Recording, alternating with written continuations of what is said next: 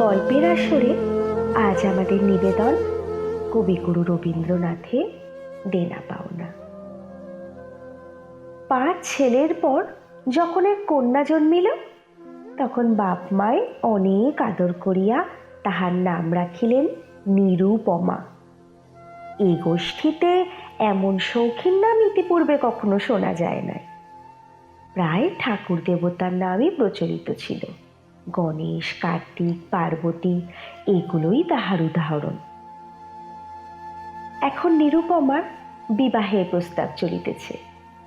তাহার পিতা রামসুন্দর মিত্র অনেক খোঁজ করেন, কিন্তু পাত্র কিছুতেই মনের মতো হয় না। অবশেষে মস্ত এক রায় বাহাদুরের একমাত্র ছেলেকে সন্ধান করিয়া বাহির করিয়াছেন। উক্ত রায় বাহাদুরের পৈতৃক বিষয়াশয় যদিও অনেকটাই হ্রাস হইয়া আসিয়াছে, কিন্তু বনেদি ঘর বটে। বরপক্ষ হইতে 10,000 টাকা পণ এবং বহুল দান সামগ্রী চাহিয়া বসিল। রামসুন্দর কিছুমাত্র বিবেচনা না করিয়া তাহাতেই সম্মত হইলেন। এমন পাত্র কোনো মতে হাতছাড়া করা যায় না। কিছুতেই আর টাকার জোগাড় হয় না। বাধা দিয়া বিক্রয় করিয়া অনেক চেষ্টাতেও 1,006-7 বাকি রহিল। এদিকে বিবাহের দিন নিকট হইয়া আসিয়াছে। অবশেষে বিবাহের দিন উপস্থিত হইল। নিতান্ত অতিরিক্ত সুদে একজন বাকি টাকাটা ধার দিতে স্বীকার করিয়াছিল, কিন্তু সময়কালে সে উপস্থিত হইল না। বিবাহ সভায় একটা তুমুল গোলযোগ বাঁধিয়া গেল। রামসুন্দর আমাদের রায় বাহাদুরের হাতে পায়ে ধরিয়া বলিলেন, শুভ কার্য সম্পন্ন হইয়া যাক, আমি নিশ্চয় টাকাটা শোধ করিয়া দিব। রায় বাহাদুর বলিলেন, টাকা হাতে না পাইলে বর সভাস্থ করা যাইবে না। এই দুর্ঘটনায় অন্তঃপুরে একটা কান্না পড়িয়া গেল। এই গুরুতর বিপদের যে মূল কারণ, সে চেলি পড়িয়া, গহনা পড়িয়া, কপালে চন্দন লেপিয়া চুপ করিয়া বসিয়া আছে। ভাবি শ্বশুরকুলের প্রতি তাহার যে খুব একটা ভক্তি কিংবা অনুরাগ জন্মিতেছে, তাহা বলা যায় না। ইতিমধ্যে একটা সুবিধা হইল। বর সহসা পিতৃদেবের অবাধ্য হইয়া উঠিল। সে বাপকে বলিয়া বসিল, কেনা বেচা দরদামের কথা আমি বুঝি না, বিবাহ করিতে আসিয়াছি, বিবাহ করিয়া যাইব। বাপ যাহাকে দেখিল তাহাকেই বলিল, দেখেছেন মহাশয় আজকালকার ছেলেদের ব্যবহার? 2-1 প্রবীণ লোক ছিল, তাহারা বলিল, শাস্ত্র শিক্ষা নীতি শিক্ষা একেবারে নাই। কাজেই বর্তমান শিক্ষার বিষময় ফল নিজের সন্তানের মধ্যে প্রত্যক্ষ করিয়া রায় বাহাদুর হতোদ্যম হইয়া বসিয়া রহিলেন। বিবাহ এক প্রকার বিষণ্ণ নিরানন্দ ভাবে সম্পন্ন হইয়া গেল। শ্বশুর বাড়ি যাইবার সময় নিরুপমাকে বুকে টানিয়া লইয়া বাপার চোখের জল রাখিতে পারিলেন না।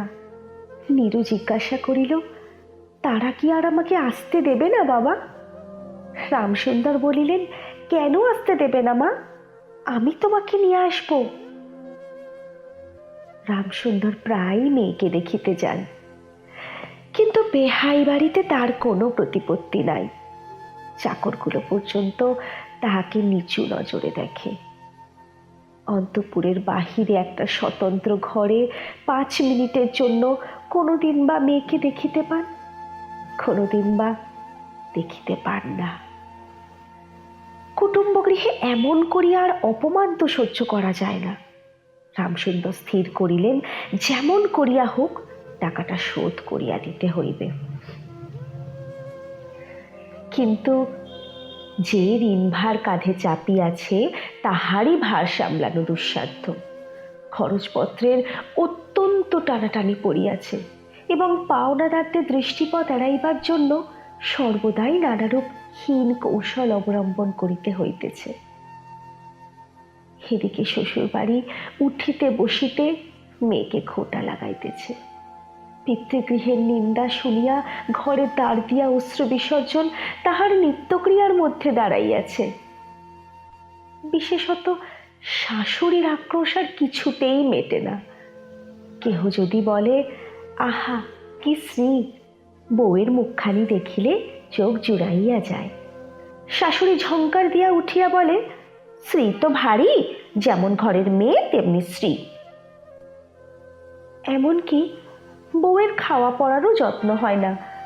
যদি কোনো দয়া পরতন্ত্র প্রতিবেশিনী কোনো ত্রুটির উল্লেখ করে, শাশুড়ি বলে, ওই ঢের হয়েছে।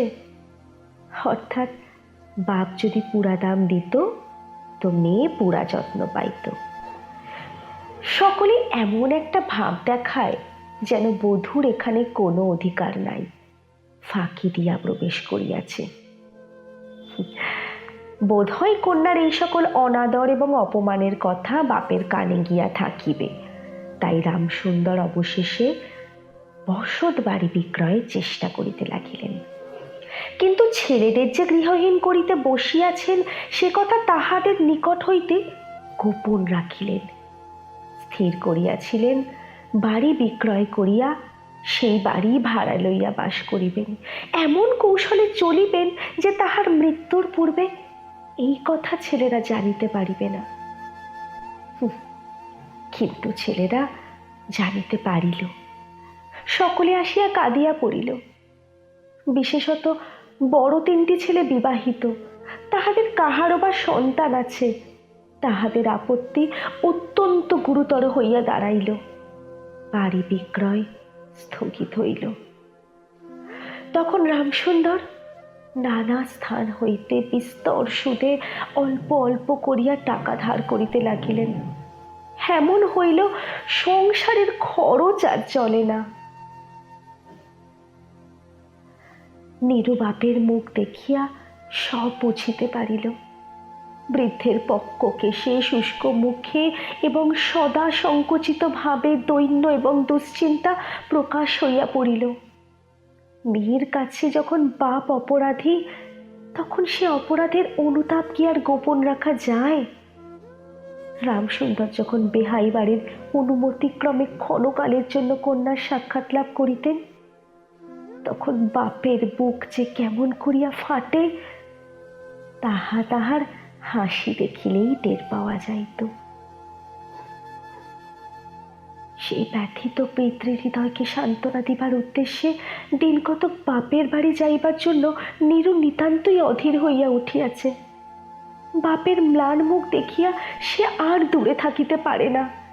একদিন রামসুন্দরকে কহিল, বাবা, আমাকে একবার বাড়ি লইয়া যাও। রামসুন্দর বলিলেন, আচ্ছা। কিন্তু তাহার কোনো জোর নাই।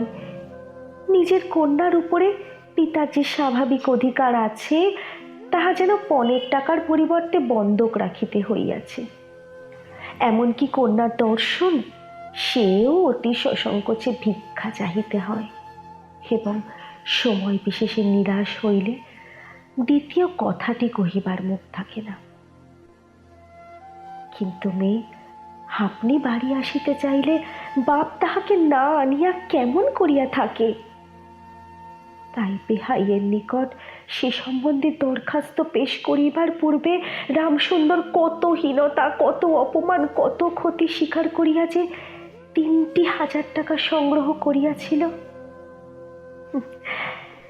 সে ইতিহাস গোপন থাকাই ভালো। নোট কখানি রুমালে জড়াইয়া চাদরে বাঁধিয়া রামসুন্দর বেহাইয়ের নিকট গিয়া বসিলেন। প্রথমে হাস্য মুখে পাড়ার খবর পাড়িলেন। হরে কৃষ্ণের বাড়িতে একটা মস্ত চুরি হইয়া গিয়াছে, তাহার আদ্যপান্ত বিবরণ দিলেন। নবীন মাধব এবং রাধা মাধব দুই ভাইয়ের তুলনা করিয়া বিদ্যাবুদ্ধি এবং স্বভাব সম্বন্ধে রাধা মাধবের সুখ্যাতি এবং নবীন মাধবের নিন্দা করিলেন। শহরে একটা নতুন ব্যায়াম আসিয়াছে, সেই সম্বন্ধে অনেক আজগুবি আলোচনা করিলেন। অবশেষে হুকাটি নামাইয়া রাখিয়া কথায় কথায় বলিলেন, হা হা বেহাই, সেই টাকাটা বাকি আছে বটে। রোজই মনে করি যাচ্ছি, অমনি হাতে করে কিছু নিয়ে যাই, কিন্তু সময়কালে মনে থাকে না। আর ভাই, বুড়ো হয়ে পড়েছি। এমনি এক দীর্ঘ ভূমিকা করিয়া পঞ্জরের তিনখানি অস্থির মতো সেই তিনখানি নোট যেন অতি সহজে অতি অবহেলে বাহির করিলেন। সবে মাত্র ৩,০০০ টাকার নোট দেখিয়া রায় বাহাদুর অট্টহাস্য করিয়া উঠিলেন, বলিলেন, থাক বেহাই, ওতে আমার কাজ নেই। একটা প্রচলিত বাংলা প্রবাদের উল্লেখ করিয়া বলিলেন, সামান্য কারণে তিনি হাতে দুর্গন্ধ করিতে চান না। এই ঘটনার পর মেয়েকে বাড়ি আনিবার প্রস্তাব কাহারও মুখে আসে না। কেবল রামসুন্দর ভাবিলেন, সে সকল কুটুম্বিতার সংকোচ আমাকে আর শোভা পায় না। মর্মাহত ভাবে অনেকক্ষণ চুপ করিয়া থাকিয়া অবশেষে মৃদুস্বরে কথাটা পারিলেন। রায় বাহাদুর কোনো কারণ মাত্র উল্লেখ না করিয়াই বলিলেন, সে এখন হচ্ছে না। এই বলিয়া কর্ম উপলক্ষে স্থানান্তরে চলিয়া গেলেন। রামসুন্দর মেয়ের কাছে মুখ না দেখাইয়া কম্পিত হস্তে কয়েকখানি নোট চাদরের প্রান্তে বাঁধিয়া ফিরিয়া গেলেন। মনে মনে প্রতিজ্ঞা করিলেন, যতদিন না সমস্ত টাকা শোধ করিয়া দিয়া অসংকোচে কন্যার উপর দাবি করিতে পারেন, ততদিন আর বেহাই বাড়ি যাইবেন না। বহুদিন গেল, নিরুপমা লোকের উপর লোক পাঠায়, কিন্তু বাপের দেখা পায় না। অবশেষে অভিমান করিয়া লোক পাঠানো বন্ধ করিল। তখন রামসুন্দরের মনে বড় আঘাত লাগিল, কিন্তু তবুও গেলেন না। আশ্বিন মাস আসিল।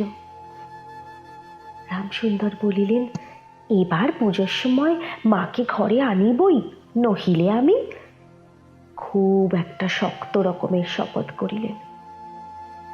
পঞ্চমী কি ষষ্ঠীর দিনে আবার চাদরের প্রান্তে গুটি কতক নোট বাঁধিয়া রামসুন্দর যাত্রার উদ্যোগ করিলেন। 5 বৎসরের একটি নাতি আসিয়া বলিল, দাদা, আমার জন্য গাড়ি কিনতে যাচ্ছিস?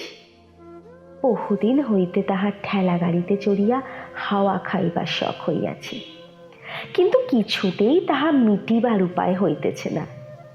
6 বৎসরের এক নাতনি আসিয়া সরোদনে কহিল, পুজোর নিমন্ত্রণে যাইবার মতো তাহার একখানিও ভালো কাপড় নাই। রামসুন্দর তাহা জানিতেন এবং সে সম্বন্ধে তামাক খাইতে খাইতে বৃদ্ধ অনেক চিন্তা করিয়াছেন। রায় বাহাদুরের বাড়ি যখন পূজার নিমন্ত্রণ হইবে, তখন তাহার বধূগণকে অতি যৎসামান্য অলঙ্কারে অনুগ্রহপাত্র দরিদ্রের মতো যাইতে হইবে। এই সকল কথা স্মরণ করিয়া তিনি অনেক দীর্ঘ নিঃশ্বাস ফেলিয়াছেন, কিন্তু তাহাতে তাহার ললাটের বার্ধক্যরেখা গভীরতর অঙ্কিত হওয়া ছাড়া আর কোনো ফল হয় নাই। দৈন্য পীড়িত গৃহের ক্রন্দন ধ্বনি কানে লইয়া বৃদ্ধ তাহার বেহাই বাড়িতে প্রবেশ করিলেন। আজ তাহার সে সংকোচ ভাব নাই। দ্বাররক্ষী এবং ভৃত্যদের মুখের প্রতি সে চকিত সলজ্জ দৃষ্টিপাত দূর হইয়া গিয়াছে, যেন আপনার গৃহে প্রবেশ করিলেন। শুনিলেন রায় বাহাদুর ঘরে নাই, কিছুক্ষণ অপেক্ষা করিতে হইবে। মনের উচ্ছ্বাস সংবরণ করিতে না পারিয়া রামসুন্দর কন্যার সহিত সাক্ষাৎ করিলেন। আনন্দে 2 চোখ দিয়া জল পড়িতে লাগিল। বাপও কাঁদে, মেয়েও কাঁদে, দুজনেই কেহ আর কথা কহিতে পারে না। এমন করিয়া কিছুক্ষণ গেল। তারপরে রামসুন্দর কহিলেন, এবার তোকে নিয়ে যাচ্ছি মা, আর কোনো গোল নেই। এমন সময় রামসুন্দরের জ্যেষ্ঠ পুত্র হরমোহন তাহার 2টি ছোট ছোট ছেলে সঙ্গে লইয়া সহসা ঘরে প্রবেশ করিল। পিতাকে বলিলেন, বাবা, আমাদের তবে এবার পথে ভাসালে। রামসুন্দর সহসা অগ্নিমূর্তি হইয়া বলিলেন, তোদের জন্য কি আমি নরকগামী হব? আমাকে তোরা আমার সত্য পালন করতে দিবি নে? রামসুন্দর বাড়ি বিক্রয় করিয়া বসিয়াছেন। ছেলেরা কিছুতে জানিতে না পায় তাহার অনেক ব্যবস্থা করিয়াছিলেন। কিন্তু তবু তাহারা জানিয়াছে দেখিয়া তাহাদের প্রতি অত্যন্ত রুষ্ট এবং বিরক্ত হইয়া উঠিলেন। তাহার নাতি তাহার দুই হাঁটু সবলে জড়াইয়া ধরিয়া মুখ তুলিয়া কহিল, দাদা, আমাকে গাড়ি কিনে দিলে না? নতশির রামসুন্দরের কাছে বালক কোনো উত্তর না পাইয়া নীরুর কাছে গিয়া কহিল, পিসিমা, আমাকে একখানা গাড়ি কিনে দেবে? নিরুপমা সমস্ত ব্যাপার বুঝতে পারিয়া কহিল, বাবা, তুমি যদি আর 1 পয়সা আমার শ্বশুরকে দাও, তাহলে আর তোমার মেয়েকে দেখতে পাবে না। এই তোমার গা ছুঁয়ে বললুম। রামসুন্দর বলিলেন, ছি মা, অমন কথা বলতে নেই। আরে টাকাটা যদি আমি না দিতে পারি, তাহলে তোর বাপের অপমান আর তোরও অপমান। নীরু কহিল, টাকা যদি দাও তবেই অপমান। তোমার মেয়ের কি কোনো মর্যাদা নেই? আমি কি কেবল একটা টাকার থলি? যতক্ষণ টাকা আছে ততক্ষণ আমার দাম। না বাবা, এ টাকা দিয়ে তুমি আমাকে আর অপমান করো না। তাছাড়া আমার স্বামী তো এই টাকা চান না। রামসুন্দর কহিলেন, তাহলে তোমাকে যে যেতে দেবে না মা? নিরুপমা কহিল, না দেয় তো কি করবে বলো? তুমিও আর নিয়ে যেতে চেও না। রামসুন্দর কম্পিত হস্তে নোট বাঁধা চাদরটি কাঁধে তুলিয়া হাওয়ার চোরের মতো সকলের দৃষ্টি এড়াইয়া বাড়ি ফিরিয়া গেলেন। কিন্তু রামসুন্দর এই যে টাকা আনিয়াছিলেন এবং কন্যার নিষেধে সে টাকা না দিয়াই চলিয়া গিয়াছেন, সেই কথা গোপন রহিল না। কোন স্বভাব কৌতূহলী দ্বারলগ্ন কর্ণদাসী নীরুর শাশুড়িকে এই খবর দিল। শুনিয়া তাহার আক্রোশের আর সীমা রহিল না। নিরুপমার পক্ষে তাহার শ্বশুর বাড়ির সরসজ্জা হইয়া উঠিল। এদিকে তাহার স্বামী বিবাহের অল্পদিন পরেই ডেপুটি ম্যাজিস্ট্রেট হইয়া দেশান্তরে চলিয়া গিয়াছে এবং পাছে সংসর্গ দোষের হীনতা শিক্ষা হয়, এই ওজোরে সম্প্রতি বাপের বাড়ির আত্মীয়দের সহিত নীরুর সাক্ষাৎকার সম্পূর্ণ নিষিদ্ধ হইয়াছে। এই সময় নীরুর একটা গুরুতর পীড়া হইল, কিন্তু সেজন্য তাহার শাশুড়িকে সম্পূর্ণ দোষ দেওয়া যায় না। শরীরের প্রতি সে অত্যন্ত অবহেলা করিত। কার্তিক মাসের হিমের সময় সমস্ত রাত মাথার দরজা খোলা, শীতের সময় গায়ে কাপড় নাই, আহারের নিয়ম নাই। দাসীরা যখন মাঝে মাঝে খাবার আনিতে ভুলিয়া যাইত, তখন যে তাহাদের একবার মুখ খুলিয়া স্মরণ করিয়া দেওয়া, তাহাও সে করিত না।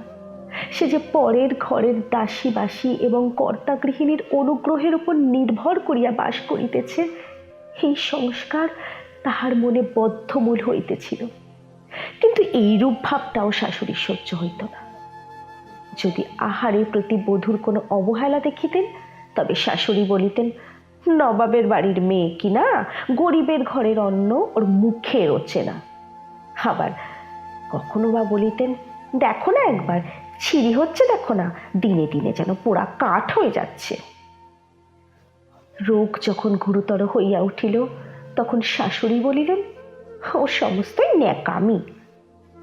অবশেষে একদিন নীরু সবিনয়ে শাশুড়িকে বলিল, বাবাকে আর আমার ভাইদের একবার দেখবো মা। শাশুড়ি বলিলেন, কেবল বাপের বাড়ি যাইবার ছল। কেহ বলিলে বিশ্বাস করিবে না, যেদিন সন্ধ্যার সময় নীরুর শ্বাস উপস্থিত হইল, সেই দিন প্রথম ডাক্তার দেখিল এবং সেই দিন ডাক্তারের দেখা শেষ হইল। বাড়ির বড় বউ মরিয়াছে। খুব ধুম করিয়া অন্ত্যেষ্টিক্রিয়া সম্পন্ন হইল। প্রতিমা বিসর্জনের সমারোহ সম্বন্ধে জেলার মধ্যে রায়চৌধুরীদের যেমন লোক বিখ্যাত প্রতিপত্তি আছে, বড় বউয়ের সৎকার সম্বন্ধে রায় বাহাদুরদের তেমনি একটা খ্যাতি রটিয়া গেল। এমন চন্দন কাষ্ঠের চিতা এ মুলুকে কেউ কখনো দেখে নাই, এবং এমন ঘটা করিয়া শ্রাদ্ধ কেবল রায় বাহাদুরদের বাড়িতেই সম্ভব, এবং শোনা যায় ইহাতে তাহাদের কিঞ্চিত ঋণও হইয়াছিল। রামসুন্দরকে সান্ত্বনা দিবার সময় তাহার মেয়ের যে কিরূপ মহা সমারোহে মৃত্যু হইয়াছে, সকলেই তাহার বহুল বর্ণনা করিল। এদিকে ডেপুটি ম্যাজিস্ট্রেটের চিঠি আসিল। আমি এখানে সমস্ত বন্দোবস্ত করিয়া লইয়াছি, অতএব অবিলম্বে আমার স্ত্রীকে এখানে পাঠাইবে। রায় বাহাদুরের মহিষী লিখিলেন, বাবা, তোমার জন্য আরেকটি মেয়ের সম্বন্ধ করিয়াছি, অতএব অবিলম্বে ছুটি লইয়া এখানে আসিবে। এবারে 20,000 টাকা পণ এবং হাতে হাতে আদায়।